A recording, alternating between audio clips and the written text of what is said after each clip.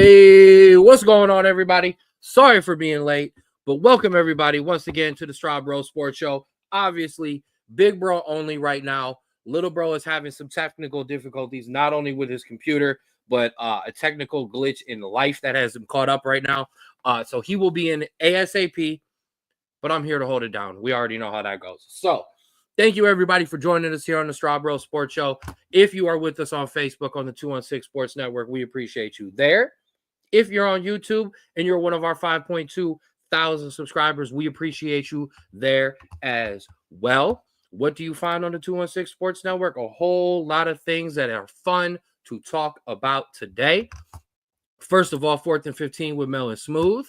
You already know, Mama, your favorite guys. The guy for right now is here. And you already know, Craig. 4th and 15 with Mel and Smooth. The Jay Rich Show. The Ruler's Minute with Rico McGee. Outside Interference, and the Straub Sports Show, of course. Where can you find the Straub Sports Show? Everywhere. On Twitter at Straub Sports, on TikTok at the SBSS, Instagram Straub Sports Show, and on Spotify Straub Sports Show. Spotify is completely updated, even as of last week. The Instagram page has everything that you absolutely could need. All of our Rapids interviews are there. All of my interviews are there. More on that coming up in the slide. A big shout out to my guy Austin at Create Your Own Wave Apparel. Make sure you're rocking with my guy on Instagram at Create Your Own Wave 2021. Make sure you're following him there. The stuff that he's putting out is fire. He put up a new hat. I shared it this week. Make sure you definitely go check that out. And as always, there's a little sample. If you need your gear, cyowapparel.myshopify.com. Boom. Don't forget, we are the official broadcast team of the Falls Rapids. If you check out the Instagram page, you will check out all of these interviews, minus 3 on the bottom row, actually 2 on the bottom row. Other than that, all of them are up. Make sure you're checking it out. Each one of these guys was great to talk to, first of all. Great answers. And you get a little bit of insight on who these players are. What their mindset is, and I end every interview with our fun rapid fire questions. So make sure you check those out. I just want to let everybody know my stalling worked. Andrew's in the building. He will be in here in a second to save me from doing this on my own. But that's not all we got going on with the Falls Rapids. Boom, we're doing something for the kids. A Santa toy drive, partnered with Keys to Serenity. New unwrapped toys can be donated at 2 locations: MK Hair, 2695 North Haven Boulevard, Suite 10 in Cuyahoga Falls, and the Moose Lodge, number 918 4444 State Road, Cuyahoga Falls, Ohio. If you can help give back to the kids, we would really appreciate. If you can, I understand. Visit keystoserenity.org or info@keystoserenity.org if you have any questions. Daniel Demand is in the building. Owner of the Falls Rapids. I almost called him he's my stepbrother now. We're family now. So that's just what it is. I talk to you more than I talk to anyone in my life. So yeah. Big shout out to Daniel. He's always rocking with us on the program. And I'm not done. Boom. Our official schedule is on the board. You see the preseason schedule. We got 4 games there, including that Canton Classic with the Gladiators. And then a full regular season. You are going to be able to listen to me and Straub on the broadcast for not just the regular in-season games, but that pre-season schedule as well. Absolutely fire. You already know, Daniel. And if you're not, here's how you do it. Facebook, the Cuyahoga Falls Rapids. Instagram, official Rapids. TikTok at cuyahoga.falls.ra. Follow the Rapids everywhere, just like you follow the Straub Bros Sports Show. And Straub, you ready to get in here for this? Get in here. Hey, what's up, big dog? Oh, things were very frustrating for a little bit. Hopefully they're all good now, but we will wait and see. I told the people you didn't just have technical difficulties, you had life difficulties that popped up as well. So welcome into the show, bro. I will introduce you fully here in a second, but I'm glad you're here because not only do we have our new friend of the show, Smoothie Sweets and Treats, not only Our orders over $20, getting a 10% discount code with cookies10 at checkout. That is a new menu there. I know it looks the same. Okay. I know it looks the same. And boom, Paula's checking in. She already spreading that wave. She's one of our top photographers. And what up, Coach? That is head coach Nate. What's going on, Coach? But not only is Paul one of our photographers, but this is Paul's bakery. Okay. And not only is that a new updated bakery menu that you can only get if you DM the Facebook page, okay? Not only is there local delivery, okay? Not only are there new cookies on the website, banana pudding and Snickers. I'm going to pull this down. Maybe I'm not. There we go. I've got cookies. Live and in person, okay? I have to use the plate. This is the brownie. Okay, first of all, this is the brownie. This is amazing. Okay. Here's our cookie. Ooh. Amazing. And here, I'm going to do this live on the show. Okay, because I warmed this up. Okay. Look at this. Look at this. Watch this. Watch this. Watch this. Yeah. Yeah. Okay. I'm starving and you're making me more hungry and I don't appreciate it. Listen, the diabetic over here who cannot eat all of these wants to eat all of these. Oh, but we're not done. You want to see some pumpkin bread? No. Oh, my God. Here's some pumpkin bread. Okay? Okay? We're not playing around. Okay? So make sure, and I'm going back here. Boom. Make sure you follow Shmoopy Sweets and Treats on Facebook and you go to the website and you get your stuff ordered. Okay? She delivered mine at work today. Okay? So first of all, Paula is amazing and you are the best for that. Secondly, please, you just saw the cookie. Okay, do I need to do it again? Here, I'll do it again. I'll do it again. Bring this down. I'll do it again. Look at this. Look at this. Look at this. That's what I'm talking about. Okay? So make sure you get in there and get your orders in. Like I said, that holiday menu is available if you DM the Facebook page, that melty goodness. You are damn right. Paula, thank you so much. Boom. And that's our friends of the show. That'll do it. Way to come in on the end there, Straub. Welcome again to the Straub Bro Sports Show. Big Bro here, finally rocking with Little Bro. Little Bro, other than it being absolutely miserable and cold outside, what's rocking? You know what? It was a really good week, and then today just took an absolute 180. But we're ending the day good. We're gonna be okay. Absolutely, and we're back in here. We're gonna do what we do best. We're gonna rock this show. All right, so first things first, let's rock with some news. I don't have a lot, but I do got some. The first thing, actually, I only have one thing. So if you got news, you're going to lead this segment. The first thing I want to do in the news side is give our best wishes to Coach Pop. The Spurs reported that his absence has been because Coach Greg Popovich had a mild stroke. Get well, Coach. You're the GOAT. Or one of the two GOATs, whatever, but you're a GOAT in this game. You're a legend in this game. And we just want you to get better. I don't care if I don't see you on a sideline. I don't care if I don't see you on a baseline. I don't care if I don't see you coach ever again. I just want to see you get better and healthy. So our big shout outs to Coach Pop. But yeah, other than the debacles that have been my team, and we can laugh at them and talk about some of that stuff when we run through the NFL segment. Do you have any news? I do not. Okay, so let's give away some Bonehead Awards because it's going to roll in right to me, just rolling all over my teams. It's time for your John Fisher of the week. And because it's cold out, this is kind of funny. Mine is the sun, bro. My John Fisher of the week is the sun. Do you know why it's the sun? Because it apparently makes my Cowboys lose. Yeah. Okay. No, it's stupid. Not only that, because there are only two stadiums in the entire NFL that go east and west and don't go north and south. Do you know what those two stadiums are? Those are Detroit and Dallas. Except Detroit built an entire effing dome, and Jerry Jones couldn't get over the fact that he has to have God watch over the team and decided to put a big open mirror or an open window right where the sun sets. Now, the funny part is about me being able to bitch about this finally on the show is, as a Cowboys fan, Us Cowboys fans have complained about this since he opened the stadium. Okay. Because we watched a couple of games and we're like, well, wait a minute. Why in the entire third quarter can my team not see? Like, what is going on? It's awful. But CeeDee Lamb dropped a pass, and it was clear he couldn't see.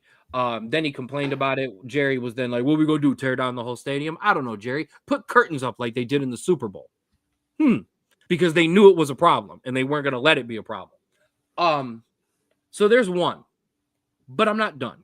Number 2, Micah Parsons. Shut the hell up. Seriously. Stop talking. He goes on after the game in which they sucked and they got blown out. We them boys and we suck. Paul, I didn't know you were a Cowboys fan. That just made your bakery taste 10 times better. Yeah, we are them boys and we absolutely suck. Micah Parsons goes into the locker room after the game and complains and makes the comment that people like Zach Martin have done because the coach could move on and coach somewhere else. He said that basically Mike McCarthy has put in work, but Zach Martin and other guys have put in more work than Mike McCarthy ever has. First of all, I get what you're saying on the field, but that's a guy who's won a Super Bowl, something that you haven't even come close to sniffing. Even with my big nose, you wouldn't be sniffing it. Number 1. Number 2, Rex Ryan then rips him, rightly so, for it, protecting a coach and because it was just stupid to say. Micah then goes on the podcast, his own podcast.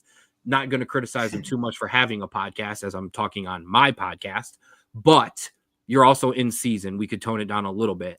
Then goes on his podcast, doubles down, says, I never disrespected coach. Rex Ryan just wanted to coach the Cowboys, which is a lie. He wants to coach the Jets. He's openly talked about that. And just double down on stupidity.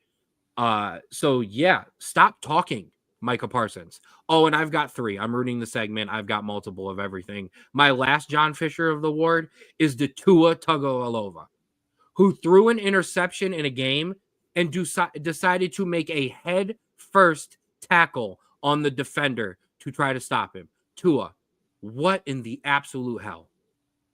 Like, we've watched you seize up 3 times on the field. Please stop it. I'm not in a good mood today, as you see. Yeah, I mean, listen, I'm in a bad mood, but Jesus. I did the Jerry Jones one and the 201. I definitely thought about putting on there, and thankfully I did because you had them. Because honestly, I just wanted to roll in Florida State's misery some more. I don't know why. I felt like it. So yeah, my John Fisher of the week is Florida State. Due to not just the 1-9 record they have, 1-9 record so far. Not just because this past week they fired both of their coordinators and their wide receiver coach, because four-star commit Trammell Jones has pulled his commitment, which makes the 9th commitment this season. And Trammell Jones was the longest tenured commit of the entire class. So you finally broken the program. Yeah, so Florida State is in a very bad way right now after honestly one of the best comebacks last season. It's very, very awful. And I just wanted to put that out there. But I will say Jerry and Tua were both on my list for those exact same reasons. So Jerry, shut up. Micah, shut up. Everybody shut up. Everybody just shut up. Everybody just shut up. I'm just angry today. I have reasons, but Me too. all good. All right. Now let's get happy. Okay. Let's turn this around. It's time for your honorary Straub Bro of the Week, presented to you by Create Your Own Wave Apparel. Don't ride the wave, create your own, and become a Straub Bro of the Week. Turn us around. All right. Now mine is only one, but and it's the same one I do every week, but it's because there's a specialty to it. You're welcome. And I was going to say, Ken, I want you to say it. Oh, shoot. Okay. This week is obviously Ashton Jaunty. Where did I send that? You sent it on Snapchat. Or no, you sent it on Instagram. Thank you. They beat Nevada 28-21. He had 34 carries this week, the most of the season, 209 yards, which is, I think, fourth most in his season, 3 touchdowns. He did have a fumble loss, but we're not going to count that against him. But the biggest thing, and Ken, I want you to put this out there, is, and we're going to bring it back around with Florida State.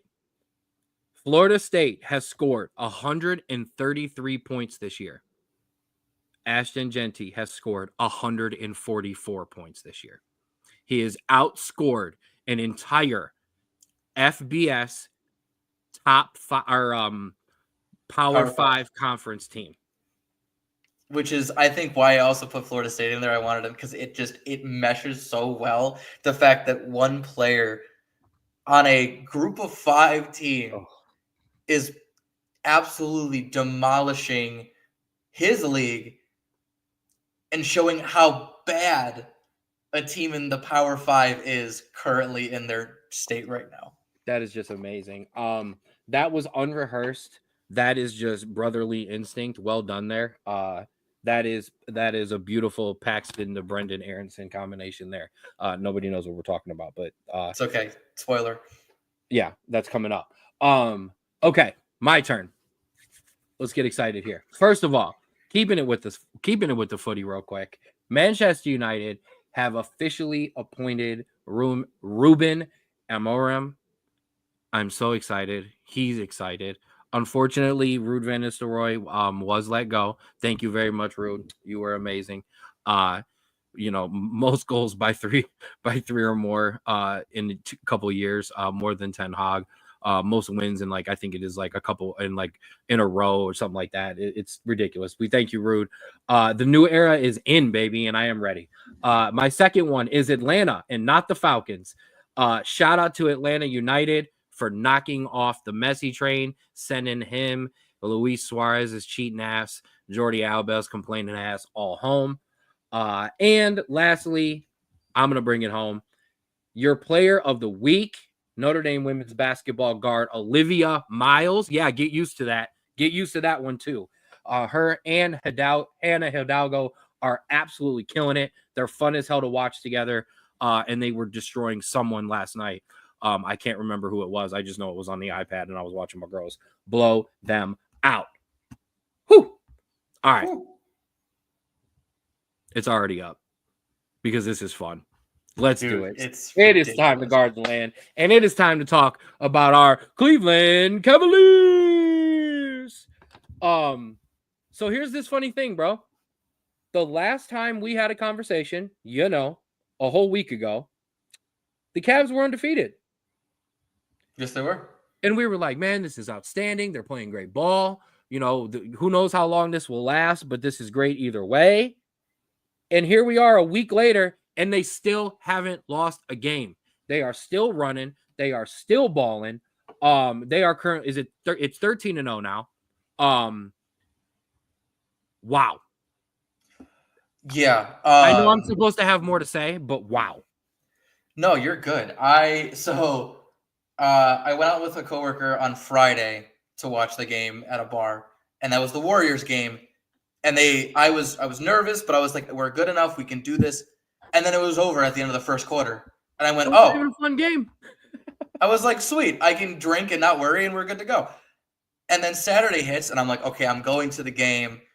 I'm worried, but let's do it. And they looked okay, but they were down a bunch. And then the third quarter hit, and they weren't that good. And then the fourth quarter hit, and everything changed. We came back, and we won. It was fantastic. And then Wednesday's game hit, and the same thing.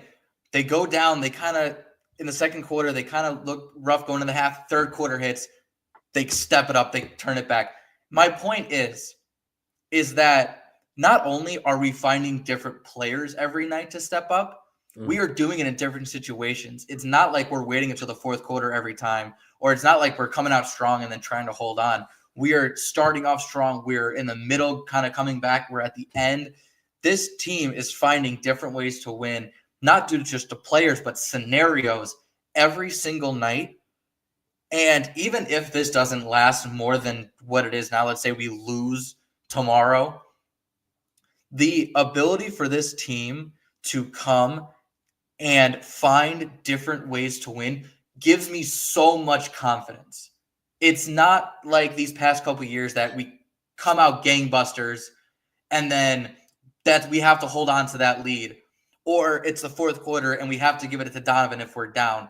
There are so many different avenues we can go, and this is what makes me so much more excited about this team than in previous years. Perfectly said. I have a question that I'm going to throw to you. I'm hoping Nick jumps in the chat before I ask it, but I'm going to point this out. Through this first 13 games, you've got Darius Garland, Donovan Mitchell, Evan Mobley, and one game with a Dean Wade, in which these guys have led the team in scoring. So that shouts out to what you said. Whoever is the hot man that night is rolling. We're going to keep moving the ball, though. Something else I want to point out, because yes, there is a Washington in there. There is a Chicago in there, and there's a Brooklyn in there. But they've also beaten Detroit, who's up and coming. They've beaten Milwaukee twice, the Lakers, New York, Orlando, Golden State, and Philly. A wounded Philly, but that's all you're going to get out of Philly this year anyways. You're going to get, who knows, in terms of their big players. They're beating good teams in the NBA. They're spreading the ball around. But I saw a meme today, and it was funny, and it absolutely deserved to be brought up in a conversation. Basically, the meme was the 16 Atlanta Hawks, Jeff Teague, Kyle Korver, Al Horford. Who else am I missing? But yeah, you know what team I'm talking about. Paul Millsap. Yeah, Paul Millsap, first in the East. What a team. 60 wins, whatever, blew everyone out just to get thumped out by LeBron and the Cavaliers and not win anything for multiple years. That's what they compared this Cavaliers team to, because in a sense, they're saying they don't have the guy. They don't have a guy. My counter to that would be Donovan Mitchell is a guy who can win a playoff game. And if we continue to see this evolution and this step forward with Evan Mobley is a guy who can win a playoff game. And if those two guys are actually cooking, Darius Garland can be the guy who wins you a random game, like every good team gets to happen on those good playoff runs. But I wanted to throw that question to you. No, I think I can, from a very much far away perspective and a very baseline, you could say that. But I think the difference in those team scenarios are, one, there's no LeBron James in the East right now. Like, obviously there's a Tatum, and honestly, there's not really that many superstars that are currently that high in the East right now, other than maybe Giannis. But Giannis doesn't even seem like the Giannis right now with how he's playing. So there's that. But also, when you look at that Hawks team, right? Paul Millsap was getting up there in age. Jeff Teague, he was a good facilitator, but he was a very good role player. Great story. Oh, absolutely. Love his story. Love listening. Kyle Korver was getting up there in age. We were seeing the most best of this team can do with what they were.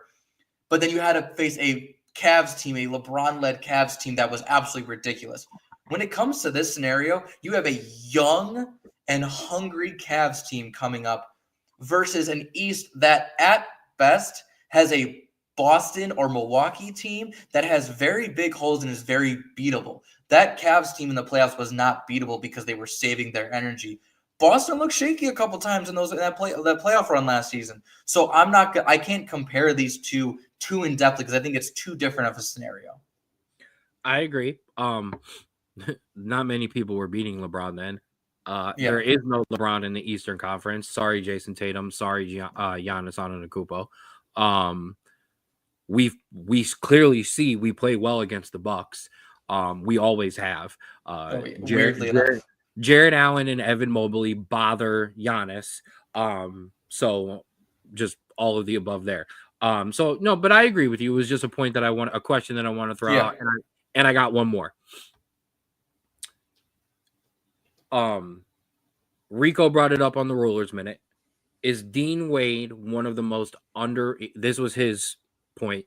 Dean Wade is one of the most underrated role players in the NBA. One of, yes. However, I think it's one of those.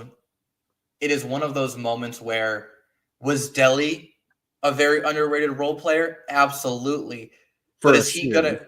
But is he gonna go to a team and contribute big minutes if it's in a different system? Maybe not. It's very similar where you have a guy who is very good in moments and very good in a system and very good in spurts. And in those times, he's great and we want him and it's great. But there are other times, especially with Dean Wade, where the guy can't hit a shot to save his life. And then he gets pulled and he's like 8th, 9th, 10th man on the roster. Yeah. In the rotation. That's what I was trying to get at. Gotcha. And so in those moments, yes, and that's why you keep him, because if he gets hot, he's not missing, and he could kind of lead that comeback or extend the lead or however you have it. But he is definitely a go out there, see what you can do. If you're feeling it, we'll keep you out there. If you aren't, we'll pull you back type of guy.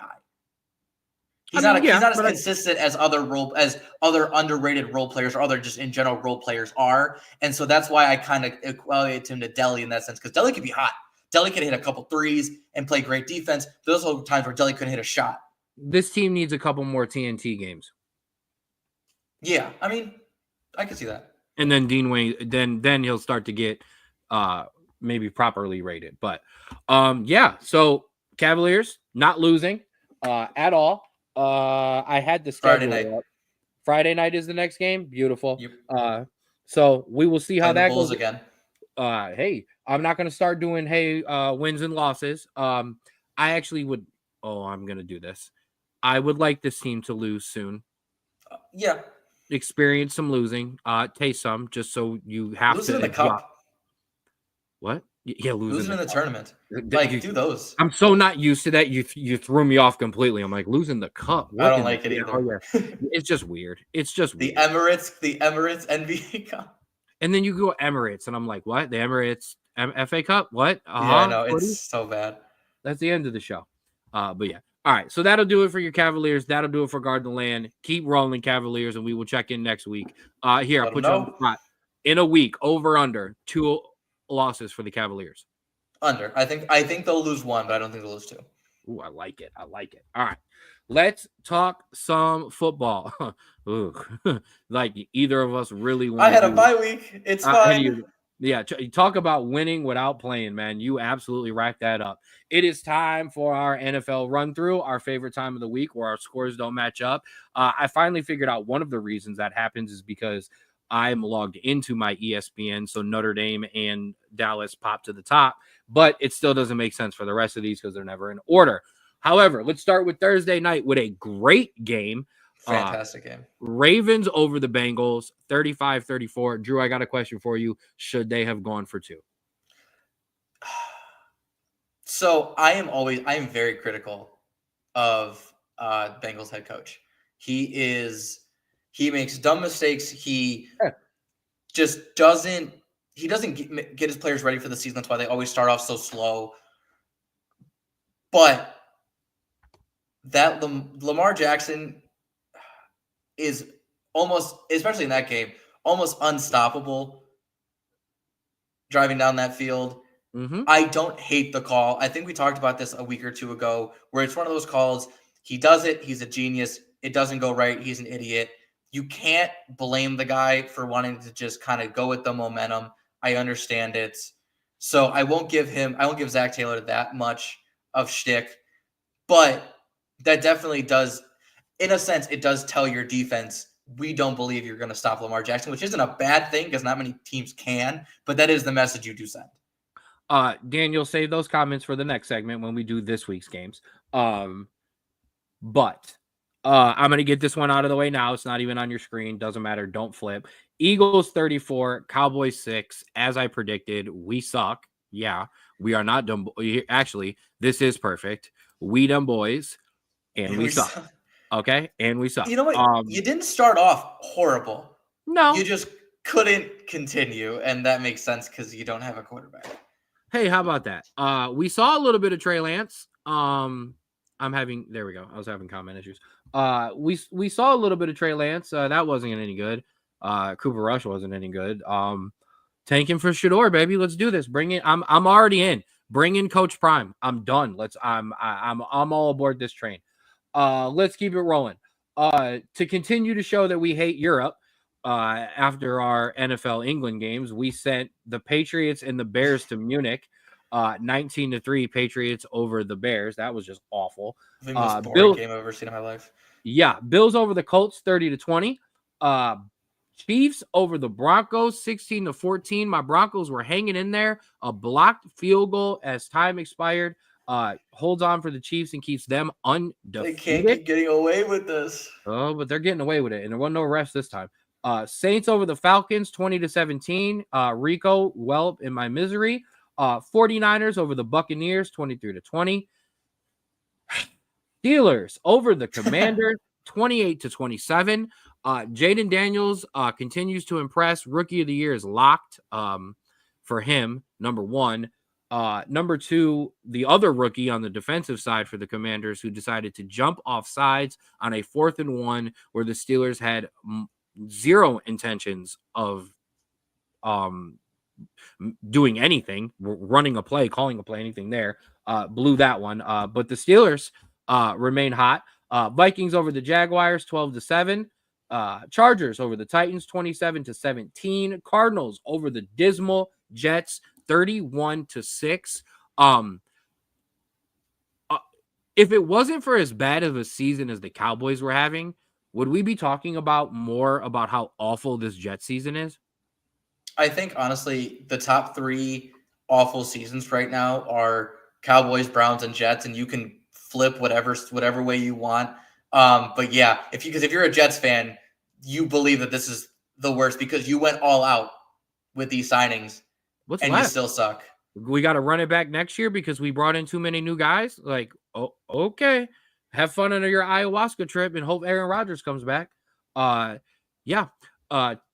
Lions over the Texans 26-23 in a Sunday night affair in which Jared Goff threw not 1, not 2, not 3, not 4, 5 interceptions, 5-time WCW champion. Shout out to Booker T. But still came, there you go. But still came back and won the game. And then in our Monday night game, Tua and those Dolphins over the Rams 23-15. Cooper Kupp picking up just enough points to beat me this week in fantasy. Same. Holy wow. Dude, awful. And then your teams on a bye this week, the Packers needed rest, the Seahawks a needed reset, the Raiders, who cares, and the Browns with a win this week by being on a bye week. I do want to ask you a question. I do believe it was offensive lineman, Mr. Willis. Is that Jedrick, Wills. Right? Did not play last week, and the week before, not your bye week, obviously. And decided to let everyone know that the reason he didn't play was because he was, quote, making a business decision. Thoughts on that, Browns fan? See, I saw it, and if we're being completely honest here, players do this all the time. But only the dumb ones say it. You're making my point for me. Everyone does it. It's a 4-week injury. You extend it to 5 because setback in rehab or whatever. They just needed an extra week because they didn't feel like they were ready enough to play, or the player they were going up against was going to maybe re-injure it. It happens. But you don't tell the media that so bluntly. I get it. You didn't want to play against I don't even know who we played against that we got blown out. The Chargers. You didn't want to play against both on the Chargers. I get it. You don't want to play against that defense. But my Lord, you don't say it. And shout out to Kevin Stefanski for trying to put water on the fire by being like, he didn't mean it like that. No, he did. He just shouldn't have said it like that. Lie. So, listen, I am done with this Brown season already. This week was I lied. The Ravens win was the best week. Then is this bye. Then it's the Jaguars win, and then it's the rest of the losses. this bye week was so nice to not have to be like, oh yeah, the Browns lost. Great. Don't care. Listen, all I know is I So- beat you and I beat the Steelers. That's all I got. Okay, and I'm hanging my head on that. I blew you out. And I had one more for you because I brought up the bye week. We brought up the bye week. A side honorary Strawberry of the week goes to Dan Campbell of the Lions. Yes, that's true. Who I can't, and that's my bad for not remembering the name, but the defensive lineman that you traded to Detroit, Zadarius Smith. there we go, was scheduled obviously to have an off week this week. Coach Campbell gave him this week off to let him rest because obviously since he got traded and the Lions had already had their bye week, he would have been playing. He wanted to play. He gave the great interview. I believe he wanted to play. I know he absolutely enjoyed not being at practice and not having to do some of that stuff. But so shout out to that, taking care of the players. A coach that actually cares somewhat about player safety because he's a player. All right, let's roll into this week. We start Thursday night with another game that I'm going to say for the consecutive week should have been flexed out and not be a Thursday game and should be our Sunday night game. But we've got whatever. Washington at Philly. I don't even know the Sunday night game, so I'm talking without even seeing it. But Washington at Philly, that's going to be a good game. Then we kick off Sunday. We've got the Brownies back in action against the Saints. Then we've got the big one. And here we go. Where's our Steelers guy? Ravens on notice. Steelers are Lamar's kryptonite. We've got Ravens at Steelers. Lamar Jackson, he's not lying there. Daniel isn't. Has not routinely performed well against the Steelers. He's yawning over there. I get it. I'm a hater because my team sucks. That's all it is.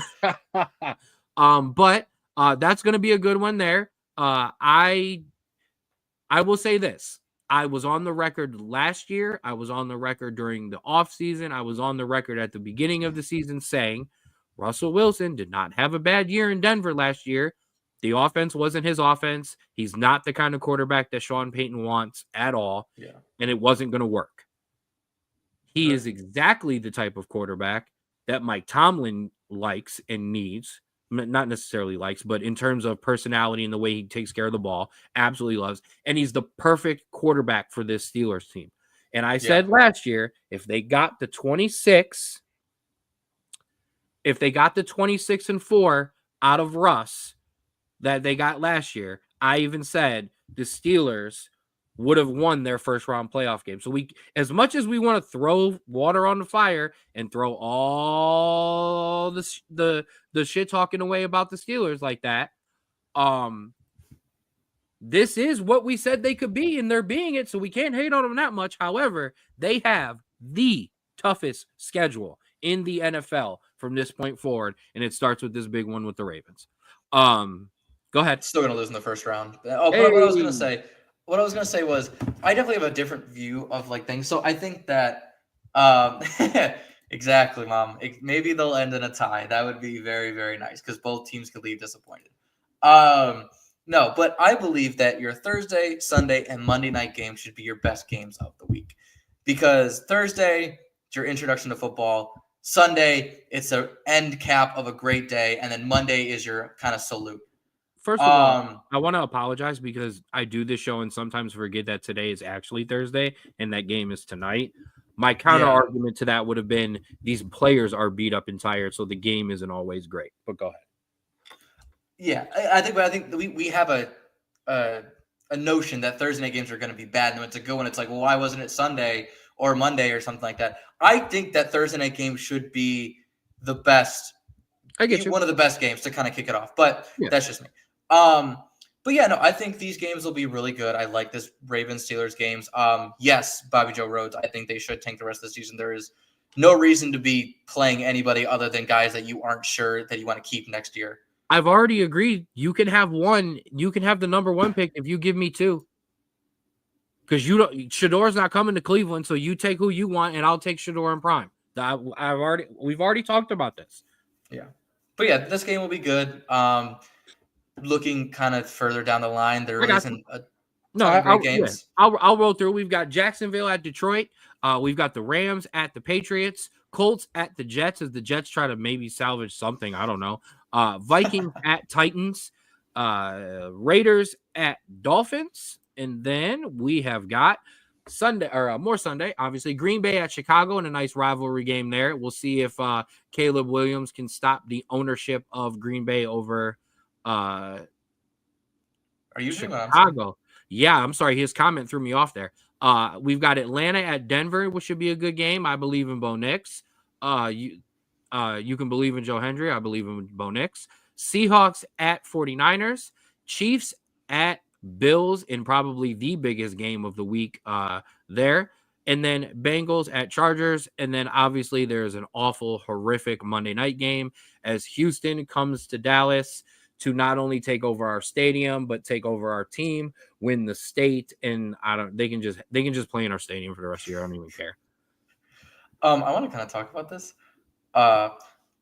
What?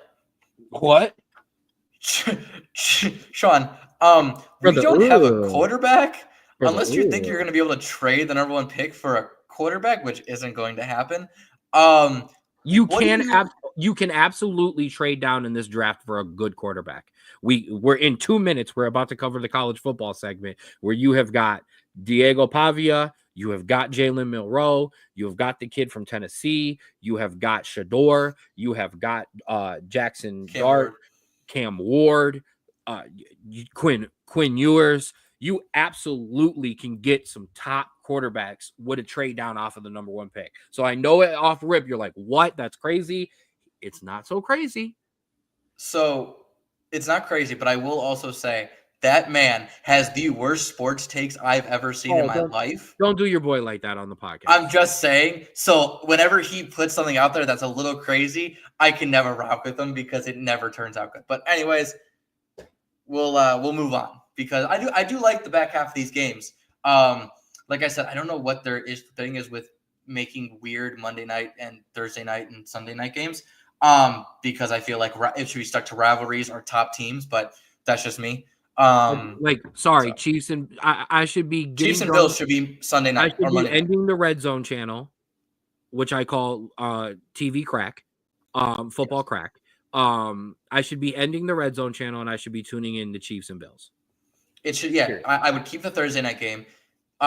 Chiefs Bills should be Sunday night, and then Ravens Steelers Monday night, and that's a fantastic night schedule. However, if I'm riding a parlay, give me Joe Burrow on a Sunday night rather than that Chiefs-Bills game. So I can understand that's that. True. And then your teams on a bye this week, Arizona Cardinals, Tampa Bay Buccaneers, Carolina Panthers, and the New York Jets. Will we see Daniel Jones play quarterback again for the New York Giants? I think I said Jets. I apologize. We don't know. I hope so because it makes me feel less miserable. More wins. More wins and less miserable about my own team. That'll do it for the NFL. Let's kick on over to the NCAA. Oh, bro. We had some games. And we had some movement and some upsets. Let's start at the top. And you feel free to stop me. There we go. You feel free to stop me whenever you would like. First things first. Number 1, Oregon took care of Maryland 39-18. Number 2, Ohio State took care of Purdue 45-0. And we're going to put a halt right on this conversation right here as number 3, Georgia fell to number 16, Ole Miss 28-10. Whoo, bro. I told you this is the Ole Miss offense was an offense that could do it. And if they got out early and put some points on the board and tripped Georgia up 1 or 2 times, they were going to take the game. And that is exactly what happened. No, you're absolutely right. Because I talked about 2 things. Georgia's quarterback has been making so many mistakes this year. He has so many interceptions. Get to him. What they do, 186 yards and interception for Carson Beck. Check 1. 2, you have to have your offense play well against a good opponent. 28 points, 397 total yards, and only 1 turnover. Check. They checked both those boxes. They gave up the lead early, but they never looked back. It was a dominant performance by Ole Miss for the first time in God knows how long against a top 10 team. And Listen, I like Ole Miss. This SEC conference is now just all out of whack. Wide open. But they got a chance. I think there's some teams still better than them, but they got a chance. I like this question. Yeah. Well, let's see. You got Texas up there. You got Tennessee. And I want to save some of this because I do have my updated college football playoff bracket. So we'll talk about more with that. But this SEC is wide open. Georgia has the toughest schedule in the entire country. It is murderer's row. No one else can compare. And the teams that are Missouri are losing. So it's murderer's row. I think Georgia's out now. I think this is going to be too hard of an obstacle to overcome because I think there might be another loss coming, and that's going to completely take them out. But Georgia's going to have a say in what happens in the rest of the SEC because they're not losing the rest of the way out, and there's more ranked teams to come. Yeah. So just kind of briefly, when I briefly looked at the schedule, Texas has not an easy schedule, but can get out of it unscathed. Bama plays Mercer, Oklahoma, and Auburn the rest of the way, and so they can not lock it up, but if that's a much easier schedule than everyone else. Mercer. And Georgia plays Tennessee this week. Yeah, and so that is going to decide who your third team is, not even your second or first. Who is on the cusp of being right there, and then obviously you have your Ole Miss, but that's kind of what we're looking at right now, where Georgia is very much at the maximum third in this conference right now. And so we'll see. Yeah. And we're going to, like I said, we're going to bring this up more when we do our preview of this week. And then when we get to our college football playoff bracket, someone's going to sneak in who wasn't good enough because they're going to get hot and win the conference championship. So while I'm saying Georgia's out, who knows? Yeah, and I think this is going to be a very, very fun rest of the way. Mm-hmm. More fun than we've seen in a long time because we knew it was going to be Bama, Georgia, or if LSU had a run, it was going to be LSU. But now we got three different players now. With more facts, I'm allowed to change my opinions. I was down on 12 teams. I'm in on 12 teams. Don't do any more, but I'm in on 12 teams. And I know what it was. It was the last week. It was the bracket that sold you because it sold me too. Looking at those matchups, you're like, oh man, I want to see that now. And if you give me Purdue in the first round, I'm happy. That changed this week. Spoiler alert. But our upsets continued at the top of the rankings as Miami went down to Georgia Tech 28-23. I'm going to eat some crow and be honest. Okay, because I had the U is back in my college football prediction, I have been just kind of ignoring the fact that this loss has been coming for 4 weeks now, probably longer. They barely escaped Virginia Tech. They have barely escaped a couple times because Cam Ward just puts this team on its back and just does crazy things on offense. This was coming. They're not out of it, as you will see. Not by a long shot. But this was coming. Oh, no, you're absolutely right. And I think the worst part is like you look at the stats, like the separation of stats, right? For Georgia Tech, 99 passing yards with two quarterbacks, 271 rushing yards with their leading rusher being 93 yards.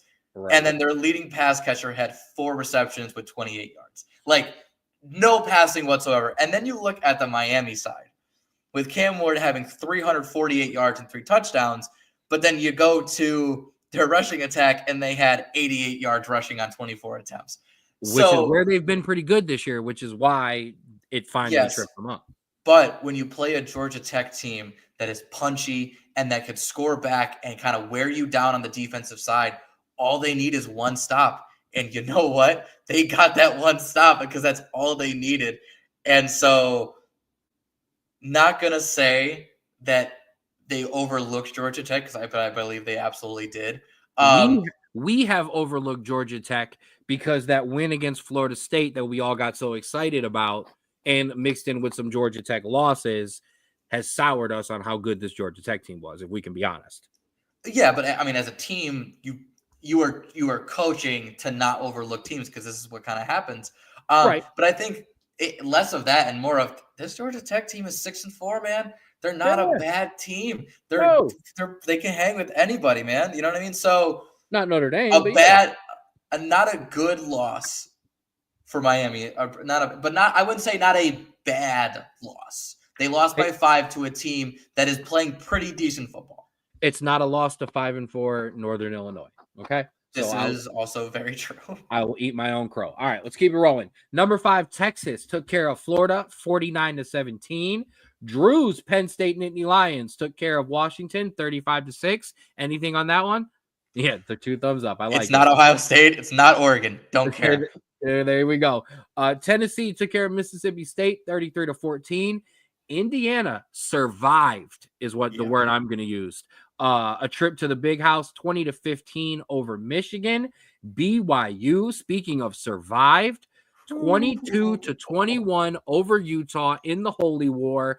Controversy absolutely all over this game. Utah was at the head coach came out after the game and absolutely shredded the referees, said they stole the game from them. They deserved more. Thoughts on the Holy War? So 2 things. One, if I was a Utah fan, I may have agreed with him, but being an objective fan, 1, it was pass interference. Sorry. It was. Not even going to lie. And 2, I get that and the thing, you only scored in the second quarter. You're going to complain about a fourth quarter call when you didn't score the entire half. I don't think you got the right to do that, if I'm being honest. Nope, I agree. And here I will throw that up because, yeah, for the most part, we all agree around here. Doesn't matter. Michigan lost. Yeah, doesn't matter. Let's keep it rolling. Hey, number 10, Notre Dame took care of Florida State 52-3. I don't even remember the fourth quarter of that. It's not very often I downsize my own team to the iPad when I've got 8 boxes of big screen going. But yeah, we moved Notre Dame. I don't even remember that fourth quarter. You scored 21 points in the fourth quarter, man. Jesus. I remember some of them. And then in our other big game, Alabama beat down Brian Kelly and LSU 42-13. I know I like to pile on Brian Kelly and LSU and laugh. So you take care of the objective review first. Oh my! Well, I don't know if I can. 1, I also hate Brian Kelly, but 2, it's not going to sound good even from an objective review because they got boat raced by Bama. Like, what did we say when we were talking about this game last week? You make LSU pass the ball a crap ton and you put them under pressure. Nussmeier threw the ball 42 times and threw 2 interceptions.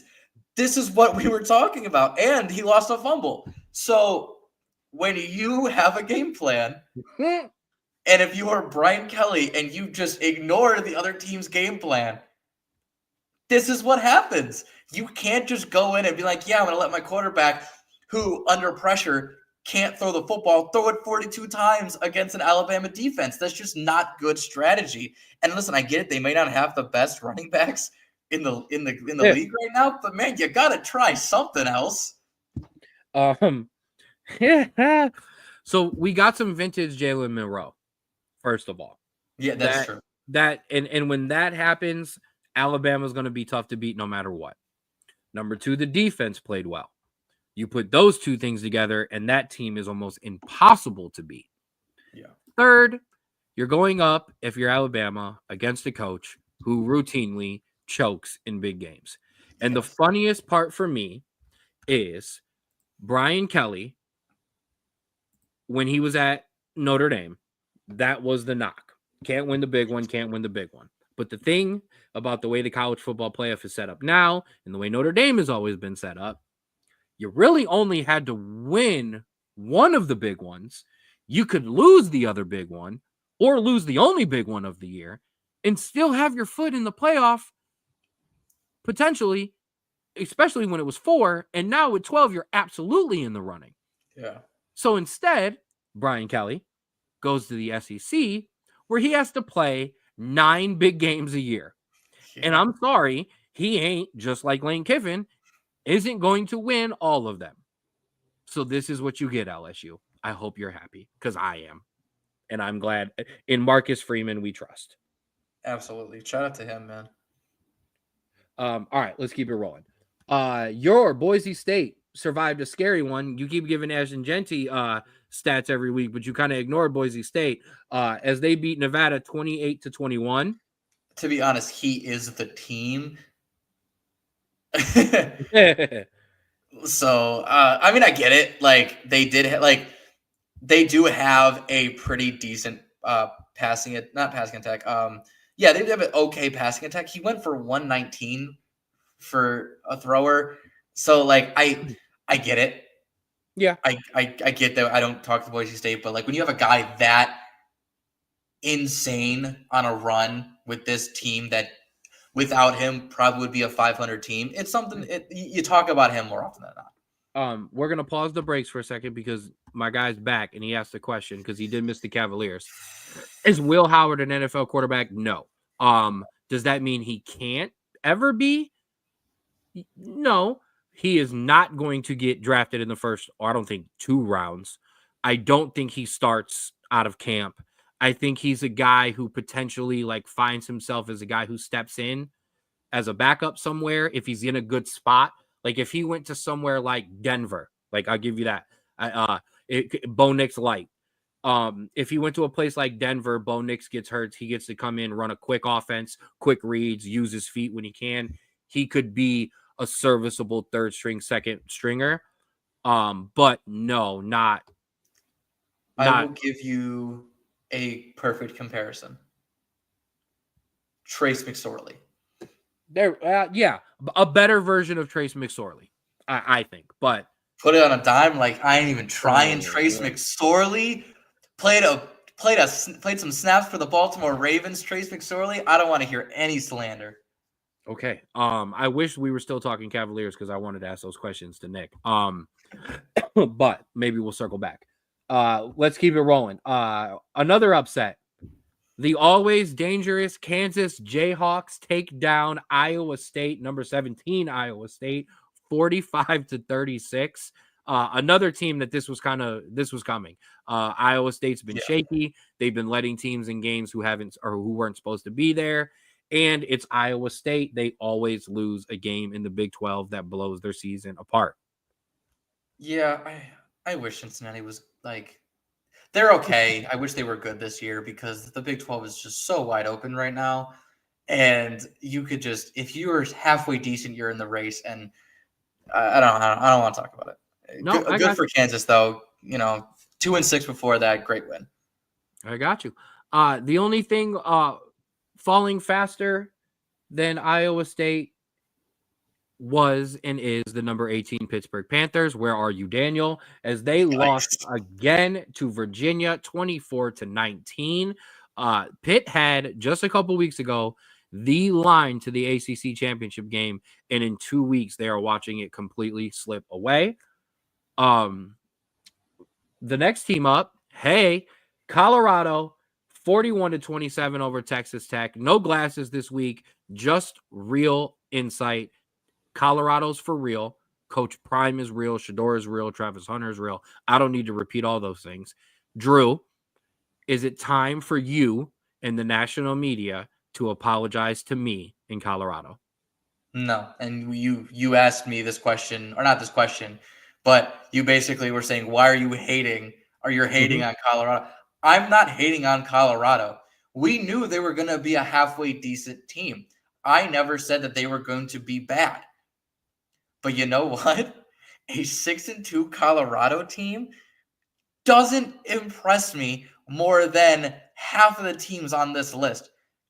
Like, I got that from where that program was. Yes, he has done a great job, and I will never say otherwise. But to act like he is this messiah of college football, I think is a little overblown.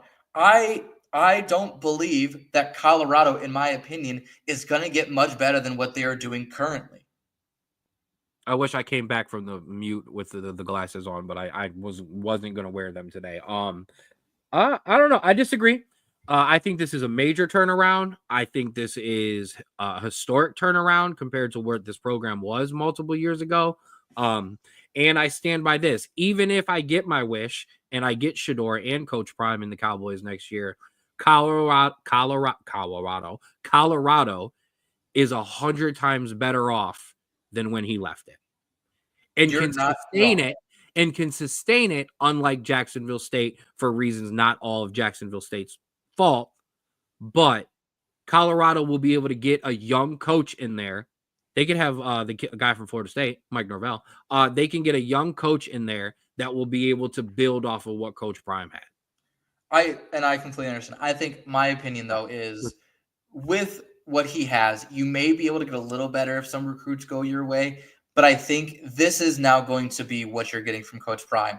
A 2 to 3 loss season, kind of every year, kind of maybe they can sneak into the college football playoff, maybe not, but I don't think they'll be much more than a first round exit kind of team, which obviously, like we said, is better than they could have imagined 2, 3, 4 years ago. From a one-win team to the college football playoff is one of the most historic turnarounds in college football history. It's not a 1-win season. They've had 2 years to rebuild.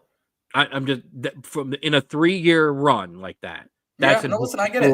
Turnaround. Cincinnati had a 3-win team before Fickle came in, and in 3 years making it to the playoffs as the only group of 5. I get how important this is, but it also there is a cap on this, and I think they're about to hit it, or if they've not hit it already. And I would say a first round exit is a great ceiling to have hit with this Colorado program. But I feel like the hype that he is getting is a little higher than what the results he's giving. But I get your points on it. I got you. Let's roll through this.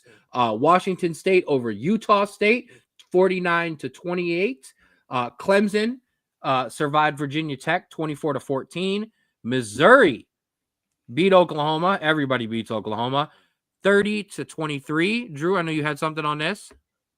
This was, and I'm not lying to you, one of the most crazy endings to a game that I have ever seen in my entire life. So let me walk you through this, guys.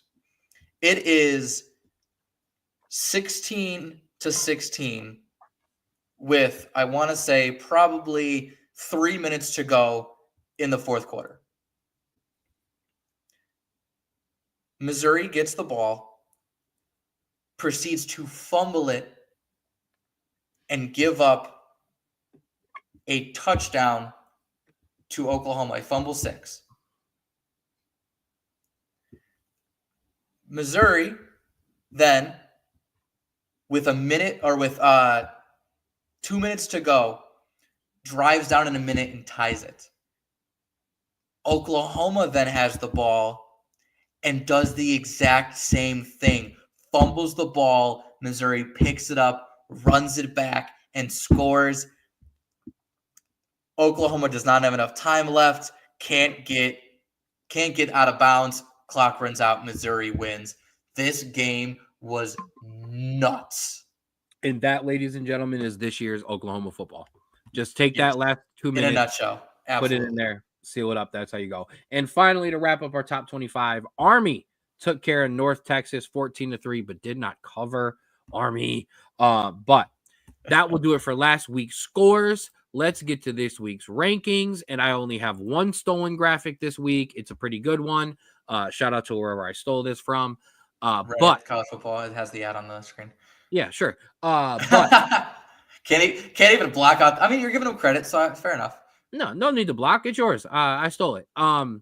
We've got number 1 Oregon, number 2 Texas, number 3 BYU, and number 4 Miami as your top ranked seeds. Obviously, not your top teams in the country. They are ranked that way because they are your current conference leaders and would get the first round bye. To fill out the rest of that, you would have Ohio State versus Drew's Boise State Broncos, Penn State versus Ole Miss in a game that Penn State does not want. No. In the 8-9 matchup, you have Tennessee and Notre Dame, which is a scary matchup, but I actually really want it because that would be fun as hell. And then over there on the other side, you have Alabama against undefeated Indiana. Now, before we get too much in this, because there's a bunch of questions, but I like this question first. Does Indiana drop out with a lost Ohio State, seeing how Penn State has stayed in after the Ohio State loss? Here is the problem with that. The committee does not, well, they didn't after the first week. They gave them a little bit more respect. The committee clearly does not respect Indiana's schedule.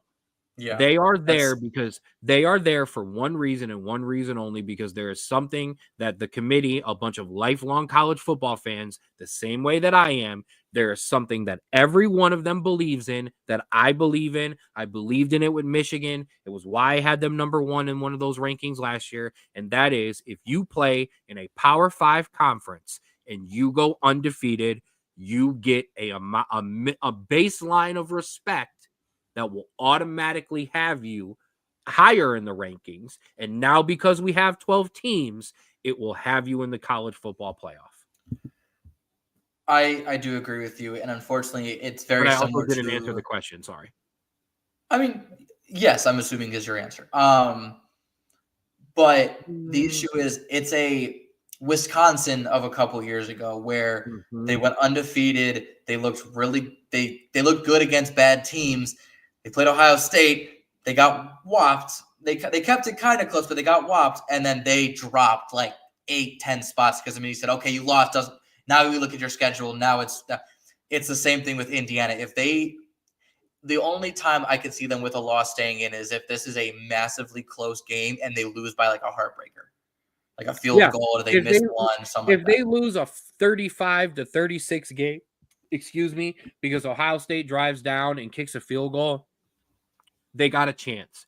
If they get blown out, no, I think they're gonna tumble because of that. Their strength of schedule is awful. I think it's 200. Okay, it is awful. They have not beaten anyone good yet. And no offense, the first time they really came up against some top tier Power 5 talent, they struggled with Michigan. They struggled in that Michigan game. So no, I think if Ohio State plays the way that I think Ohio State can play at its best, I think they can do it. However, that Indiana team is equipped to beat Ohio State if they can play at their top level. You obviously don't see Georgia here. I think they're in real trouble there. My Irish have no room for error. Neither does Tennessee. Neither does Ole Miss at this point. Neither does Boise State. No, neither does Boise State. BYU would have a chance because the Big 12 is kind of wide open. We also keep talking about teams that haven't really beaten anyone. Texas doesn't have any great wins either. They have their first win, but that's really honestly about it. Against Bama, and that was it. They lost to Georgia, so we'll see. But Texas does not have nobody really has a lot of room for error, to be honest. You know what I mean? Or except for Oregon. I think Oregon is the only team up there that I can 100% guarantee you that if they lose going into next week, I will say, no, I'll bet the house that they will be in this rankings again. Other than that, it's open season for everybody. Now, when I say everybody, there are other teams. It's not just those 12. Let me find what I'm looking for here. There we go. Sorry about that. Here is this week's, and we've got some movement. We will start at the top. Or actually, no, I'm sorry. Let's do our game of the week. We did have games, and then the poor Pitt Panthers were dropped out of the top 25. So Pitt and Clemson is no longer in our review, but we will mention it. I will say this. Neither of these teams can lose. Clemson, if they still have any hope of trying to make it to the ACC championship game, can not lose this game. Now, they all got some help with Miami, but I think this is clear and above a Clemson win for me. More on that touching in on a second. But let's get to your big one. Number 7, Tennessee at number 12. Sorry. I had last week's rankings up on when I did it. Number 7, Tennessee at number 12, Georgia. The SEC double knockout tournament continues. Last dance, I kind of said for both of these teams. Another loss is going to be almost impossible to overcome for Georgia. Tennessee would pretty much be on the absolute fringe. Georgia is reeling. The blueprint is there. Ole Miss gave it to you. This Tennessee offense is kind of Ole Miss light. Can they put it together? This is going to end one of two ways. Okay. This is going to end either with a complete Georgia blowout, like Georgia's going to wipe the floor with them, like we've seen Georgia teams do. Or this is going to be the most boring game of football until the fourth quarter, and one of these teams is going to pull it out. Because we have seen Tennessee for multiple games either not score in the first half, score maybe a touchdown, but also not give up anything in the first half either, against Bama, against Florida, against Arkansas, these kind of games.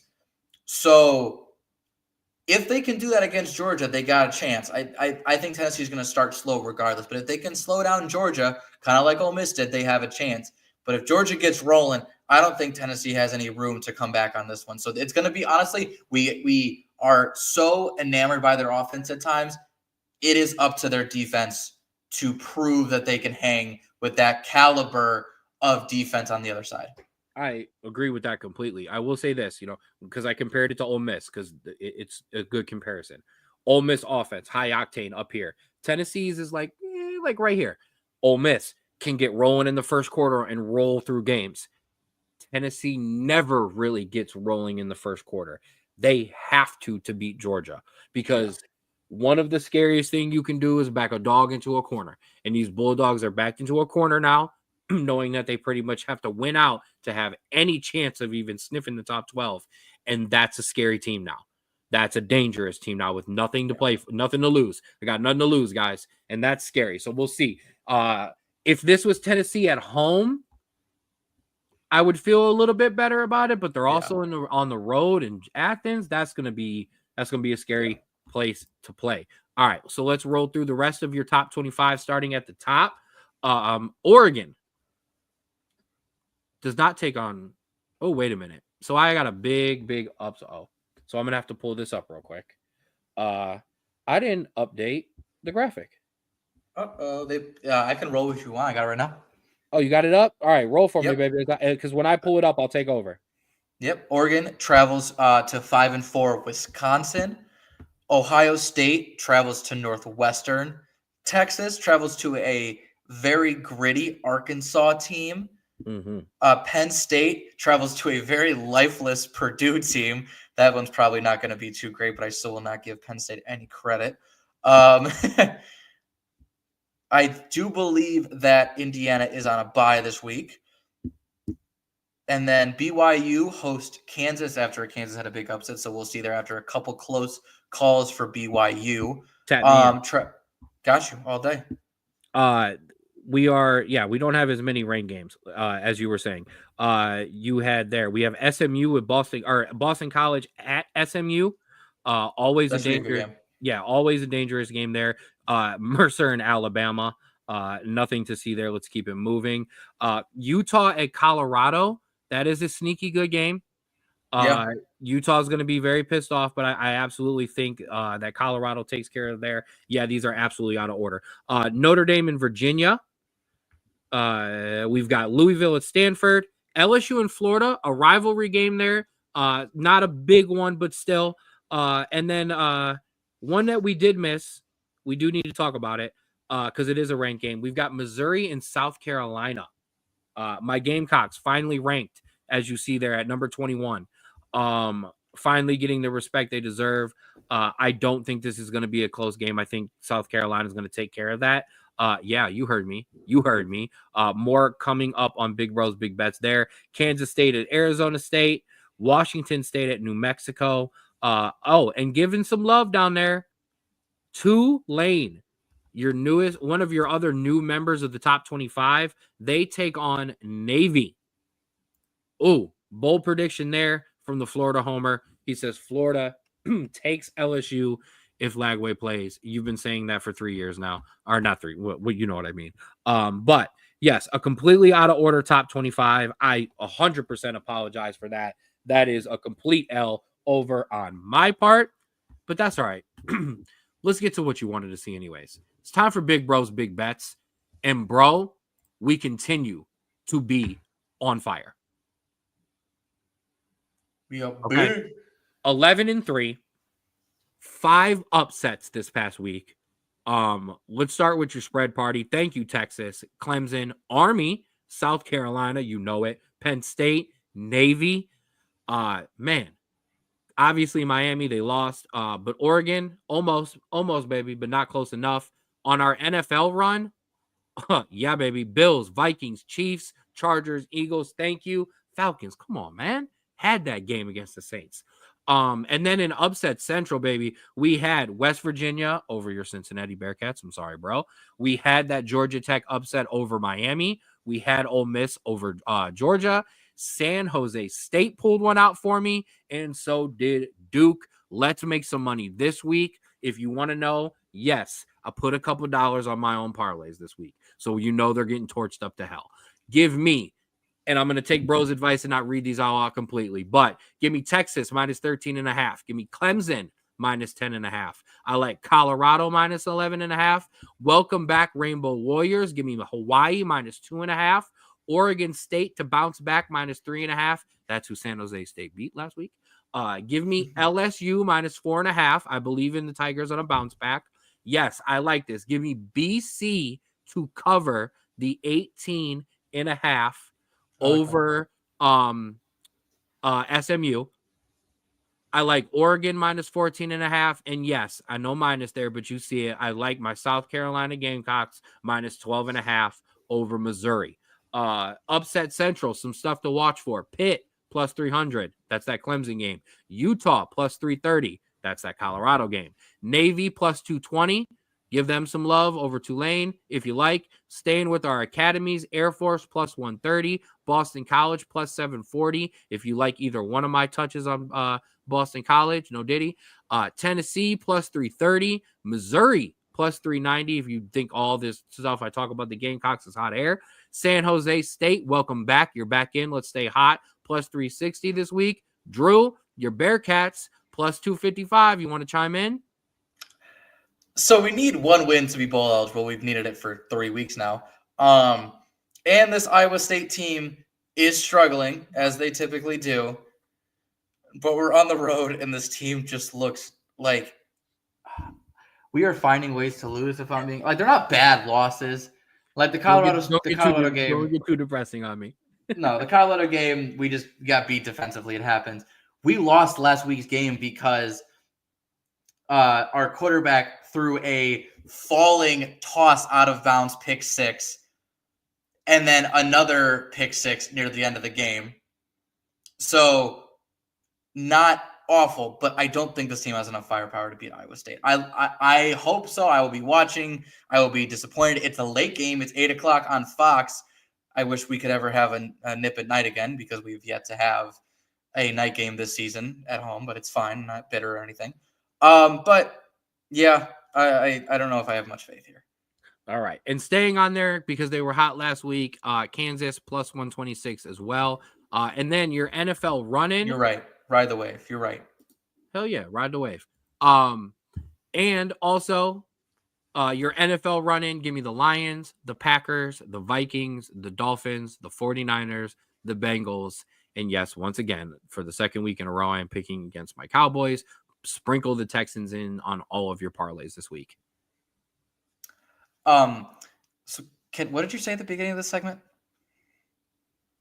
That we were hot this week? That you weren't going to run through every single team and then no. I meant who they were playing. No. You're getting. I was like, he is naming every single. I don't know what he was trying to get at here. I wasn't reading who everybody was playing. That's what I meant this week. Shut up. I got you. Remember, in terms of me keeping track of my own little records here, I keep track of spread party and NFL run-in. Upset Central is stuff that I think is interesting if you want to touch on stuff. I do want to mention because, hey, it's worth giving myself a shout out. We're at our third we were at 3 weeks consecutive of double-digit predictions correct, and at 4 weeks in a row of at least 9 and above. So I'm hot. Find it in here. Make yourself some money. Boom. That'll do it for Big Bros Big Bets. That'll do it for the football. It's time to talk some footy. I've been waiting for this. This is going to be fun. Let's start with the Premier League. You throw up the graphic. I will read through the big topics of the week, and we will run through them. First things first, Liverpool thump Aston Villa to remain top of the league. Manchester United thump Leicester City to just not be bad.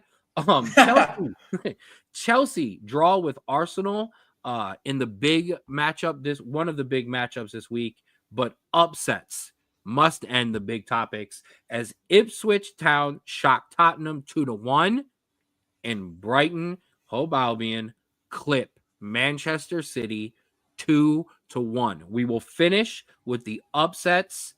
Or do you want to now? Let's start. They're the ones to talk about.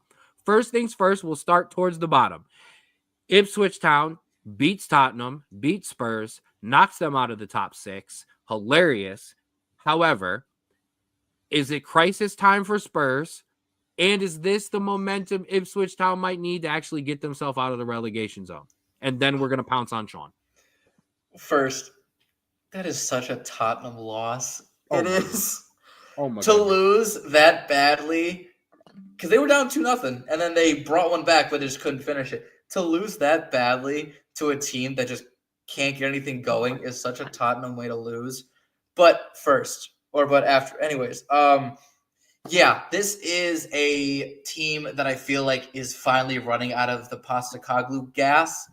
Postecoglou definitely came in as to kind of connect it to kind of football fans. He's definitely a Dan Campbell-esque type of coach. He's very much a player's coach that gets these guys motivated and come into a team that is known losers, kind of like Detroit, and now kind of Tottenham is very much like that. And it came up. They swelled. They looked great. They were playing with passion. They were playing well. But now the times are getting tough, and the messages aren't sticking like they used to. Maybe because he's repeating the same things, or maybe because just players aren't buying in as much. But this Tottenham team just feels like now old Tottenham teams. This is what I'm saying. And I think, though, this is also not sort of Postecoglou's fault. This is also very much similar to, while Dan Campbell is getting the players that he needs to succeed and getting them to buy in, Tottenham is known for being very cheap and will not buy players. And I feel like this is also Postecoglou's issue, is they're not playing terrible with the players that they got, but the players they got aren't that good. And so I think this is where they run into a wall here. And I think this is also where potentially Postecoglou, if he does not get what he needs, might look elsewhere and go elsewhere for greener pastures that will actually give him the resources he needs. I mean, with you going with the football analogy as well, like I don't think there's anything left for me to say on that one. Let's move on to the other upset of the week. You can take that because I don't have any answers for that one. As Brighton beats Manchester City 2-1. I would like to throw a question out, not just to you, but to our residential Manchester City fan, who I know is watching very nervously behind the scenes there. I know the injuries are catching up and they're plaguing this team. However, this is a $1 billion roster. This is a $1 billion squad. There is zero excuse. So the Tottenham excuse doesn't apply here. This is a Manchester City. This is a Manchester City team that has gone out and bought everybody that they want. The depth is there. They run 22 deep. At some point, Pep, as great of a coach he is, he's got to turn this around. Like, at what point do we start to actually put some blame on the guy that we have done nothing but worship, rightfully so, for the past 4 years? I want Sean to chime in on that too. At some point, the injuries can't be the whole excuse. Everybody's got them. You want to talk about what my backline's been for the past 2 years? Yeah.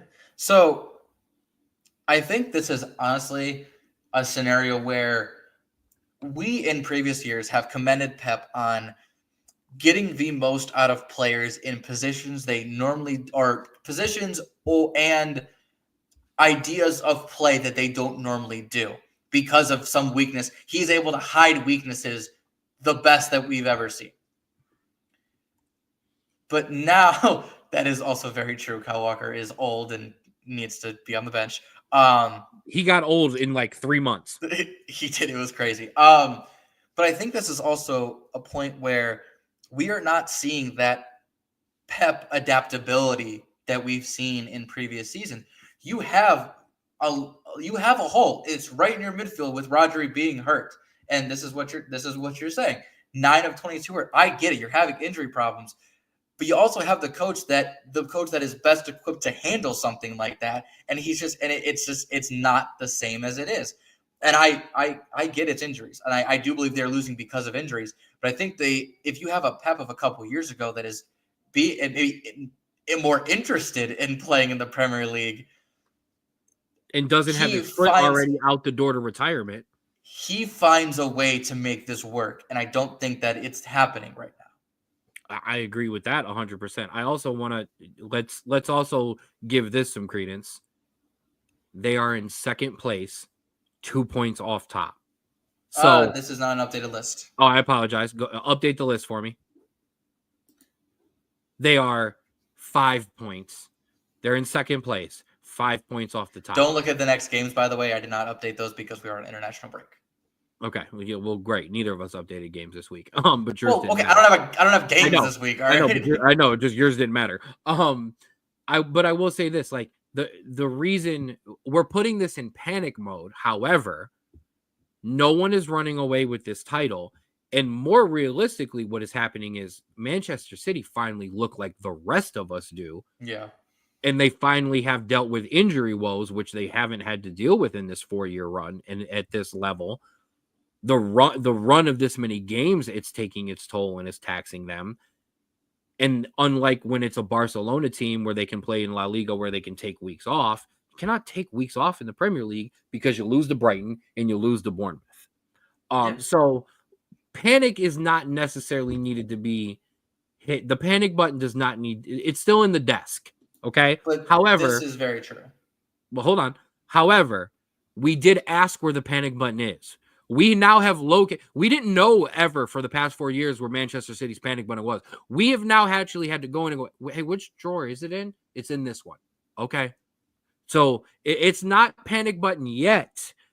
But for this team, after this 4 years and this standard, they start to drop to third to fourth. Oh my goodness, out of Champions League qualification, the panic button's coming out. And then when they get hit with all those sanctions. But I think this is your key. Rodri did everything. He defended. He was a great facilitator. He was able to move the ball up. He shot decently well.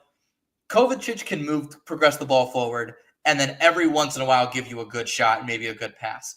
Yeah. He's not on the level of a Ballon d'Or winning midfielder. No, he's a former Chelsea player. He is fantastic. You shut your mouth. He is a great player, but he is not on the level of Rodri. I think they're trying to, like I said, Pep is shoehorning a player in that in previous years, if he had moved him around, might have been better, but just isn't the same caliber or same type of player. And it's not like it's a Gabriel Jesus, playing as striker kind of moment where you're like, wait, what? Why is he? And then it works.